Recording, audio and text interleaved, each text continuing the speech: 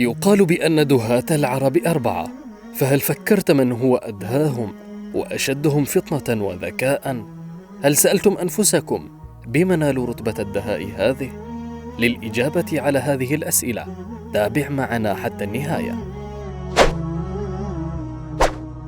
دهاة العرب 4: معاوية بن أبي سفيان، عمرو بن العاص، المغيرة بن شعبة، وزياد بن أبيه. إلى أن العرب اختلفوا بمن هو أشدهم ذكاء، فانقسموا لفريقين: فريق يقول أن أدهى العرب هو معاوية، وفريق آخر يقول أن أدهاهم هو عمرو بن العاص.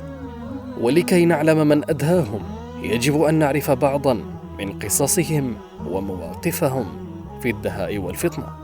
فيحكى أن عمرو بن العاص رضي الله عنه وبينما كان في الطريق إلى المدينة وحده اعترضته جماعة من قطاع الطرق، وأمسك زعيمهم بتلابيب عمرو. حينها أدرك عمرو أنه أمام عصابة ستقتله بجميع الأحوال وتسلب ما يملكه، لكنه استوقفهم قائلا: توقفوا، إن قتلتموني بالسيف متنا جميعا. استغرب قطاع الطرق وسألوه لماذا، فأجابهم: إن بي داء، فإن انتشر دمي يموت كل من حولي. توقفوا متبادلين نظرات حائرة، فأردف قائلا: وما أتى بي وحدي إلى هنا إلا أني أردت الذهاب لمكان لا يكون فيه أحد، فأموت وحيدا وأوقف المرض اللعين عن العرب. ثم سأل: من أمسكني منكم بيده؟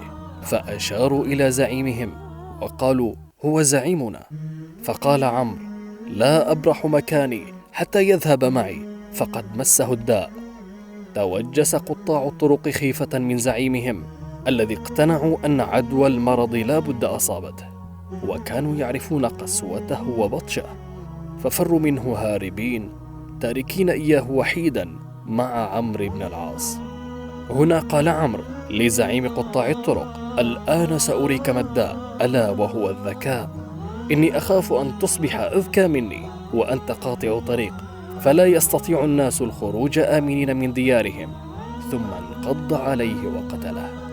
وقصة أخرى حدثت أثناء حربه مع الرومان في مصر، حيث دعاه قائد حصن بابليون الروماني ليحادثه ويفاوضه، ودبر هذا القائد مكيدة لقتل عمرو بن العاص، حيث أمر رجاله بإلقاء صخرة فوقه عند خروجه من الحصن.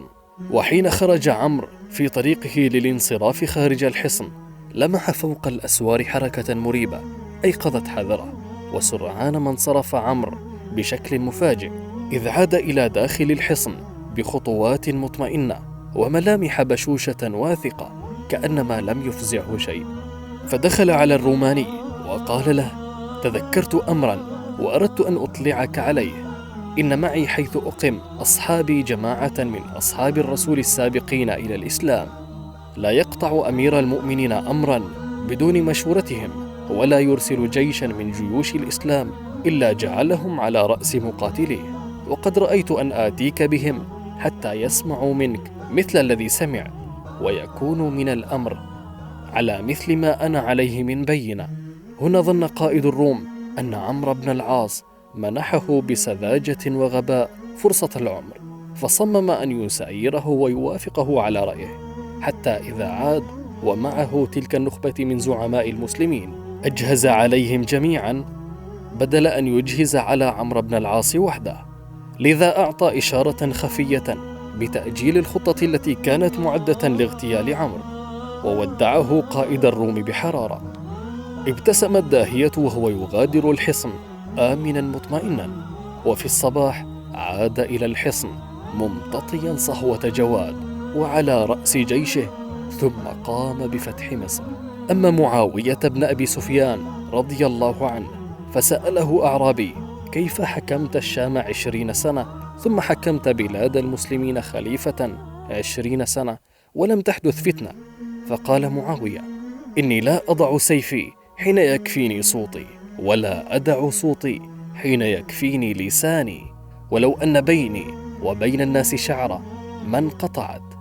قيل: وكيف ذلك؟ قال: كانوا إذا مدوها أرخيتها، وإذا أرخوها مددتها. وفي اجتماع عمرو بن العاص ومعاوية بن أبي سفيان، فقال معاوية لعمرو: يا عمرو، ما مبلغ دهائك؟ قال عمرو: والله يا أمير المؤمنين، لا توجد مشكلة إلا خرجت منها. فقال معاوية: أما أنا فكان دهائي حرزا لي من أن أقع فيما يسوءني. فكان دهاء عمرو بن العاص أن يعرف كيف يخرج من أمر وقع فيه.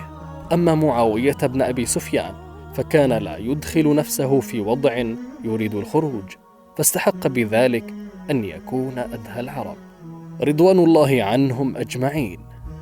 إذا أعجبكم الفيديو لا تنسوا الاشتراك في القناة وتفعيل الجرس ليصلكم كل جديد.